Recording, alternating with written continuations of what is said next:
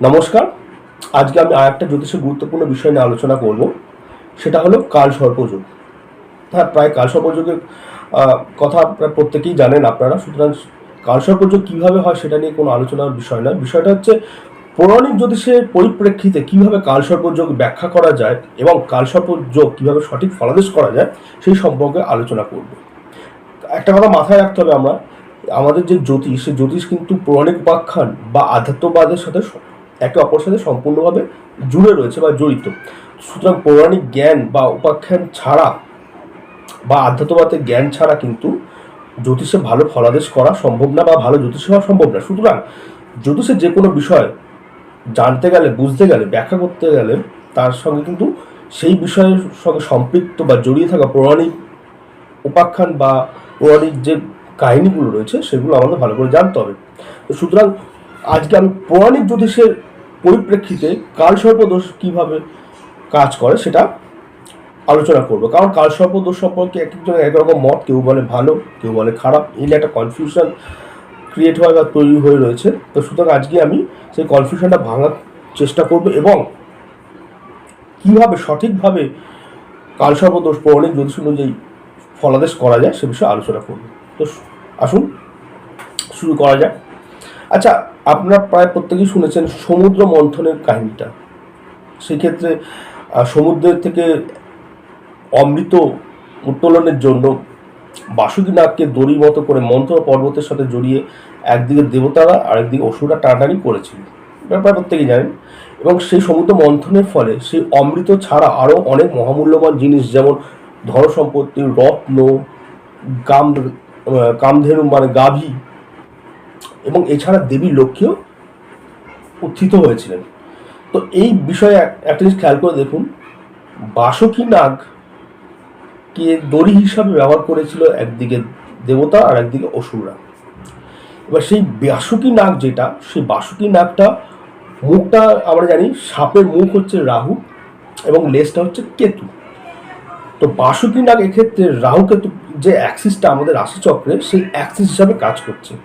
কারণ কালসর্পদোষে কী হয়, রাহু কেতু অ্যাক্সিস একদিকে থাকে, অন্যদিকে ফাঁকা, আর একদিকে অন্য সব ঘোড়া বসে থাকে। তো রাহু কেতু অ্যাক্সিসটাকে আমরা যদি বাসুকী নাগের সাথে তুলনা করি, বাসুকী নাগের মুখটা হচ্ছে রাহু এবং লেজটা হচ্ছে কেতু, তাহলে যে কোনো রাশিচক্রের যেই অ্যাক্সিসটা বরাবর রাহু কেতু রয়েছে, একে অপরের সমসপ্তম সবসময় থাকে রাহু কেতু, সেই রাহু কেতুটা হচ্ছে এক্ষেত্রে বাসুকী নাগ হিসাবে কাজ করছে। আচ্ছা, এখানে একটা মাথায় রাখবেন, দেবতারা বাসুকী নাগের লেজের দিকটা ধরেছিল এবং অসুররা বাসুকী নাগের মুখের দিকটা ধরেছিল বা মাথার দিকটা ধরেছিল। এবার আমরা কি জানি, ঝাপের মাথাটা হচ্ছে রাহু, লেজটা হচ্ছে কেতু। তাহলে এখানে বুঝতে হবে রাহুর সাথে, কালসর্পদোষের রাহুর সাথে অর্থাৎ বাসুকী নাগের মুখের সাথে যে যে গ্রহগুলো বসে থাকে, সেই গ্রহগুলো অসুরের প্রবৃত্তি বা অসুরের ক্রিয়া করছে। আর লেজের দিকে বা কেতুর সাইডে যে কেতুর কাছাকাছি যে গ্রহগুলো বসে থাকে কালসর্পদোষে, সেই গ্রহগুলো দেবতা স্বরূপ কাজ করছে।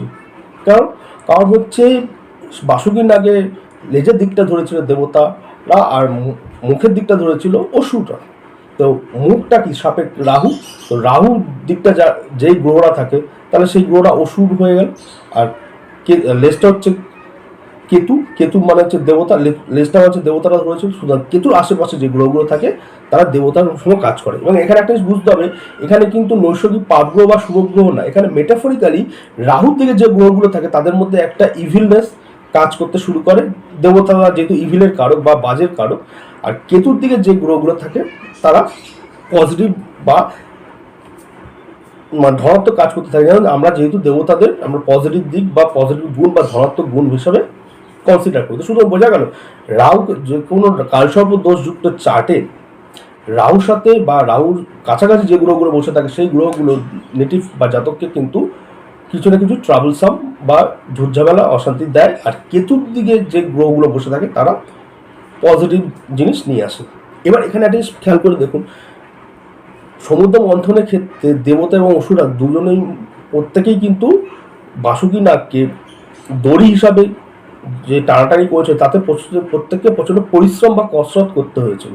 প্রচণ্ড পরিশ্রম বা কষ্ট করতে হয়েছিল, ফলে তো কী হচ্ছে এখানে আপনারা তাহলে বুঝতেই পারছেন রাহু কালসর্পদোষ থাকে যে চার্টগুলোতে, সেই চার্টের জাতক বা জাতিকাদের কিন্তু জীবনে একটু সংগ্রাম, উদ্যম, প্রচেষ্টা, কিছুটা বাধা বিপত্তি সামনাসামনি করতেই হয়, ফেস করতে হয়। কারণ হচ্ছে সমুদ্র মন্থনের ক্ষেত্রে দেবতা দানব উভয়কেই কিন্তু পরিশ্রম করতে হয়েছিল, মেহনত করতে হয়েছিল। তো সেরকমভাবে সিম্বলিক্যালি আপনি যদি দেখেন কোনো চার্টে কালসর্পদোষ আছে, তাহলে সেই জাতক জাতিকাদের পরিশ্রম বা মেহনত কিন্তু করতেই হয় এবং কিছুটা সংগ্রাম বা বাধা বিপত্তি ফেস করতে হয়।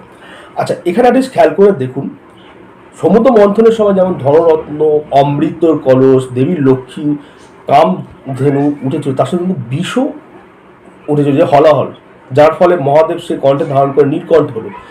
তো বিষটাও কিন্তু উঠেছিল। তাহলে এখানে বুঝতে হবে কালসর্পদোষ যেসব জাতক জাতিকাদের চাটে থাকে তাদের ক্ষেত্রে যেমন ধনরত্ন সম্পদ, অর্থাৎ তাদের ক্ষেত্রে যেমন পজিটিভ রেজাল্টও আসতে পারে, ঠিক সেরকম বিষও উঠতে পারে, অর্থাৎ বিষময় জীবনও হতে পারে, অর্থাৎ কষ্ট, দুঃখ, দুর্দশা, সংগ্রাম, বাধা বিপত্তি দুটোই হতে পারে। কারণ সমুদ্র মন্থনের ক্ষেত্রে বিষে আপনার ধন সম্পত্তি অমৃতের পাশাপাশি কিন্তু বিষও উঠেছিল। তো সুতরাং কালসর্পদোষ যাদের চাটে আছে তাদের ক্ষেত্রে ধন সম্পত্তি অমৃত মানে পজিটিভ রেজাল্ট, শুভ ফলের সাথে সাথে কিন্তু বিষ মানে অশুভ ফলও ভোগ করতে হবে। এবার আপনাকে দেখতে হবে জাতক বা জাতিকাকে শুভ বা ধন সম্পত্তি বা অমৃতের ফল ভোগ করবে নাকি সে বিষময় ফল ভোগ করবে, সেটা কীভাবে বোঝা যাবে? কারণ অনেক ক্ষেত্রে দেখা যায় কালসর্পদোষে যারা জন্মায় সেই জাতক জাতিকা অনেক উন্নতি চরম শিখরে যায়, আবার অনেকে একদম নিচে থেকে যায়, জীবনে কোনো উন্নতি করতে পারে না। তো সুতরাং যারা উন্নতির চরম শিখরে যাচ্ছে তাদের ক্ষেত্রে বুঝতে হবে তাদের ক্ষেত্রে সমুদ্র মন্থনের ফলে যে অমৃত উঠেছিল, ধন সম্পত্তি উঠেছিল, সেটা তাদের জীবনে ফল দিচ্ছে বা তারা সেটা পেয়েছে। আর যারা উন্নতি করতে পারে না বা নিচে থেকে যায় তাদের বুঝতে হবে সমুদ্র মন্থনের যে বিষটা উঠেছিল সেই বিষটা তাদের ভাগ্যে জুটেছে। বোঝা গেল? সমুদ্র মন্থনের ফলে যে অমৃতটা উঠেছিল সেটা যারা শুভ ফল পায় তাদের ভাগ্যে সেই অমৃত জোটে, আর যারা অশুভ ফল পায় কালসর্পদোষে বা জীবন দুর্বিষহ থাকে তাদের ক্ষেত্রে বুঝতে হবে সমুদ্র মন্থনের ফলে যে বিষটা উঠেছিল সেই বিষটা তাদের ভাগ্যে জুটেছে। এবার কি করে বোঝা যাবে সেটা আপনারা যদি খেয়াল করে দেখবেন, রাশিচক্রে বিষের কারক কে? রাহু। রাশিচক্রে বিষের কারক কে? রাহু। আচ্ছা, সেই বিষে কে ধারণ করেছেন? মহাদেব, নীলকণ্ঠ হয়েছিল যার ফলে। আচ্ছা, মহাদেবের কারক গ্রহকে? শনি। তো সুতরাং শনি এবং রাহু এই দুজনে যদি জাতক বা জাতিকার লগ্নের সাথে সম্পর্কিত হয়, যে কোনোভাবে সে লগ্নপতি হতে পারে শনি বা রাহু, বা লগ্নে বসে থাকতে পারে শনি বা রাহু, বা লগ্নপতির সাথে বসে থাকতে পারে শনি এবং রাহু, বোধ দুজনেই, তাহলে বুঝতে হবে সেই জাতক বা জাতিকাকে সমুদ্র মন্থনের ফলে যে বিষটা উঠেছিল সেই বিষের ফল, অর্থাৎ কিছুটা অশুভ ফল সেই জাতক বা জাতিকাকে ভোগ করতে হবে। কারণ এখানে বিষ হচ্ছে রাহু এবং বিষকে ধারণ করেছিলেন মহাদেব, আর মহাদেব হচ্ছে শনির কারক, শনি হচ্ছে মহাদেবের কারক। তো শনি এবং রাহু দুজনে একসাথে যদি লগ্নকালে, যেহেতু জাতক এখানে লগ্ন বা লগ্নপতি হচ্ছে জাতক, তো সুতরাং শনি এবং রাহু যদি একসাথে লগ্নের সাথে কোনোভাবে সম্পর্কিত করে তাহলে বুঝতে হবে জাতক বা জাতিকার জীবনে যে সমুদ্র মন্থনে বিষটা উঠেছিল সেই বিষের কিছু না কিছু ফল তাকে ভোগ করতে হবে, অর্থাৎ বাধা বিপত্তি, হতাশা, সংগ্রাম, এগুলো ভোগ করতে হবে।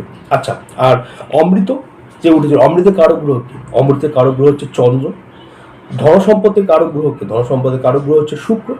তো চন্দ্র এবং শুক্র যদি, যাদের কালসর্প দোষ আছে তাদের ক্ষেত্রে যদি চন্দ্র এবং শুক্র লগ্নপতির সাথে কোনোভাবে সম্পর্কিত, আগের মতো মানে শনি রাহু যেভাবে লগ্নের সাথে সম্পর্কিত হওয়ার কথা বলা হয়েছে ঠিক সেরকম চন্দ্র এবং শুক্র কারো রাশিচক্রে লগ্নের সাথে সম্পর্কিত বা লগ্নে বসে থাকে বা লগ্নপতি হতে পারে বা লগ্নপতির সাথে বসে থাকতে পারে বা দৃষ্টি দিতে পারে, তাহলে কিন্তু বুঝতে হবে সমুদ্র মন্থনের ফলে যে অমৃত বা ধন সম্পত্তি উঠেছিল, অর্থাৎ কালসর্পদোষে সেই শুভ ফল কিন্তু জাতক বা জাতিকা ভোগ করবে এবং তার জীবনে কিন্তু অনেক উন্নতি হবে। তো সুতরাং এখানে অমৃত হচ্ছে চন্দ্র এবং ধন সম্পত্তি কারক হচ্ছে শুক্র। তো চন্দ্র শুক্র কম্বাইন করে জাতকের লগ্নের সাথে সম্পর্কিত হতে হবে।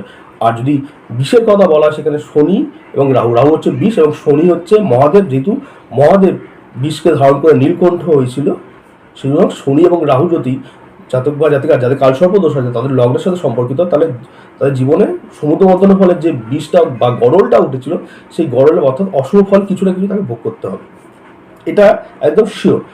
এইবারে খেয়াল করে দেখবেন যে প্রথমে যেটা বললাম রাহু কেতু যে অ্যাক্সিস, রাহুর সঙ্গে যারা থাকে অর্থাৎ যে গ্রহগুলো থাকে তারা অসুর মতো কাজ করে, কারণ অসুররা বাসুকি নাগের মুখের দিকটা ধরেছিল, আর সাপের মুখ মানে হচ্ছে রাহু, আর যারা কেতু দিকটা যে প্ল্যানেটগুলো থাকে তারা দেবতা, কারণ সমুদ্র মন্থনে যে বাসুকি নাগের লেজটা ধরেছিল দেবতারা, সুতরাং কেতুর সঙ্গে যে প্ল্যানেটগুলো থাকে তারা দেবতা, কারণ সাপের লেজটা হচ্ছে কেতু।